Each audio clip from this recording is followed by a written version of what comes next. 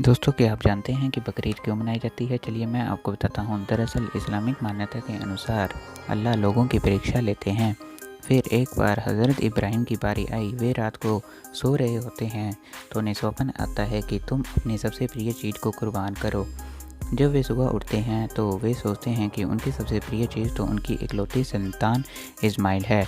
तो फिर वे अपनी बीवी से कहते हैं कि मेरे बेटे को अच्छी तरह से तैयार करो, आज हम दोनों मेरे दोस्त के घर दावत पर जा रहे हैं। वे अपने बेटे को अच्छी तरह से तैयार करती है। फिर हज़रत इब्राहिम अपने बेटे के साथ फ़िलिपींस से मक्का की ओर रवाना हो जाते हैं।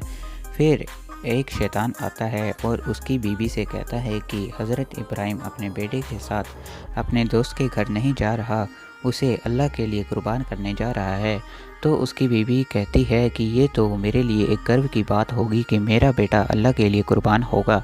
जब ये बात वे शैतान इस्माइल से पूछता है तो वे भी यही कहता है कि ये मेरे लिए गर्व की बात होगी कि मैं अल्लाह के लिए कुर्बान हो रहा हूँ। जब शैतान हज़रत इब्राहिम के पास जाता है और उससे पूछता है कि तुम क्यों अपने बेटे को कुर्बान करने जा रहे हो, तुम्हारी कुर्बानी अल्लाह कबूल करेंगे भी या नहीं। तो फिर हज़रत इब्राहिम नीचे से एक पत्थर उठाते हैं और उस शैतान को मारते हैं।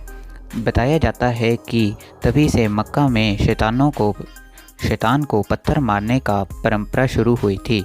फिर इस्माइल अपने पिता से कहता है कि आप अपनी आँखों में पट्टी बांध लें ताकि आपको तरस ना आ जाए। फिर हज़रत इब्राहिम अपनी आँखों में पट्टी बांधकर बेटे को ज़मीन में सुलाकर चाकू लेता है और उसकी गर्दन में फेरते हुए ले जाता है।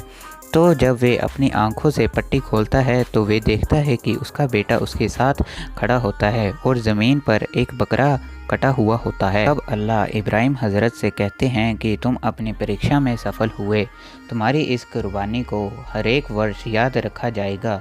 तब से ये सिलसिला